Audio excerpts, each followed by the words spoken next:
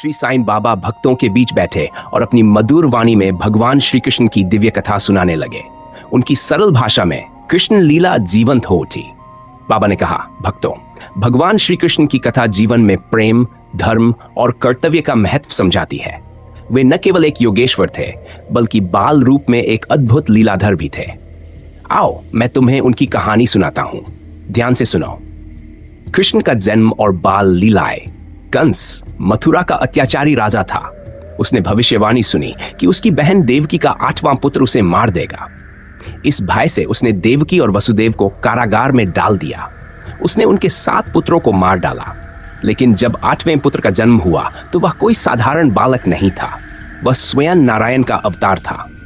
उस रात घोर अंधकार था, परंतु भगवान के जन्म से सब ओर प्रकाश फैल गया। वसुदेव को दिव्य प्रेरणा मिली और उन्होंने नवजात शिशु को गोकुल में नंद और यशोदा के घर पहुंचा दिया। वहां कृष्ण सुरक्षित पलने लगे। गोकुल में कृष्ण की बाल लीलाएं अद्भुत थी। वे माखन चुराते, गोपियों को छेड़ते और अपने मित्रों संग खेलते।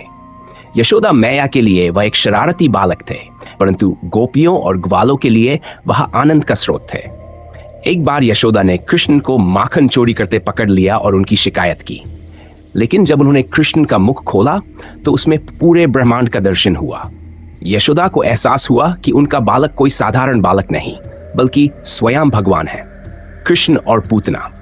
कृष्ण ने अपने बाल्यकाल में ही अनेक राक्षसों का वध किया। पूतना, जो एक राक्षसी थी, बालकृष्ण को विष पिलाने आई, लेकिन कृष्ण ने उसके प्राण हर लिए। बाल रूप में भी उन्होंने अधर्म का नाश किया। एक बार यमुना नदी में कालिया नागा आतंक फैला हुआ था। लोग भयभीत थे। कृष्ण ने नदी में छलांग लगाई और कालिया के फन पर नृत्य कर उसे परास्त किया। नाग ने माफी मांगी और नदी छोड़ दी। यह देखकर गोकुलवासियों ने कृष्ण की जय जयकार की।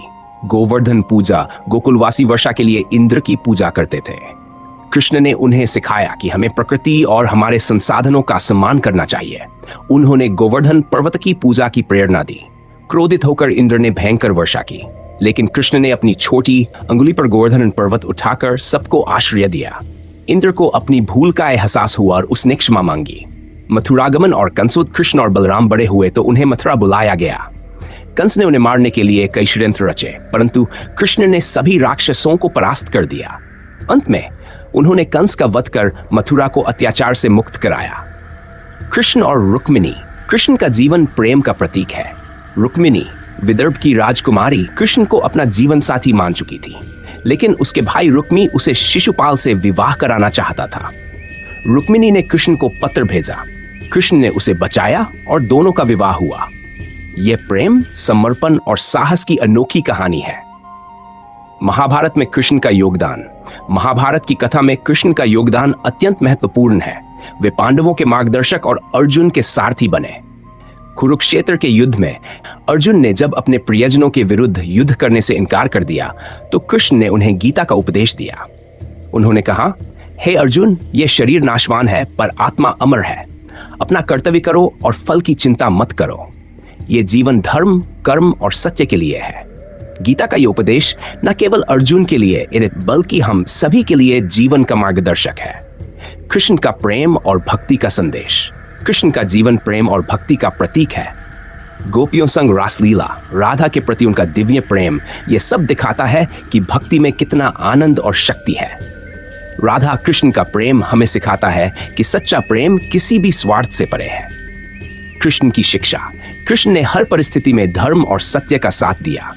उन्होंने सिखाया कि अहंकार और अधर्म का नाश निश्चित है। उन्होंने कंस, शिशुपाल और दुर्योधन जैसे अधर्मी व्यक्तियों को पराजित किया और धर्म की स्थापना की। कृष्ण का अंत।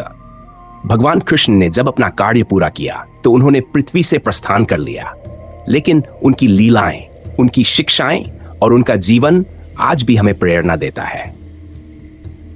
साईं बाबा ने कथा समाप्त करते हुए कहा, प्यारे भक्तों, श्री कृष्ण का जीवन हमें यह सिखाता है कि चाहे कितनी भी कठिनाइयां क्यों ना आए, हमें धर्म, सत्य और प्रेम के मार्ग पर अडिग रहना चाहिए। कृष्ण की लीला को केवल कहानी समझकर मत सुनो, इसे अपने जीवन में उतारो। प्रेम से भरा हुआ मन, सत्य पर आधारित कर्म और ईश्वर पर अडिग विश्वास, यही कृष्ण का संदेश है। इसे अपने जीवन में धारण करो और जीवन को सार्थक बनाओ। बाबा की यह कथा सुनकर सभी भक्त भाव विभोर हो गए। उनका मन भगवान कृष्ण के प्रेम, भक्ति और उपदेशों में डूब गया।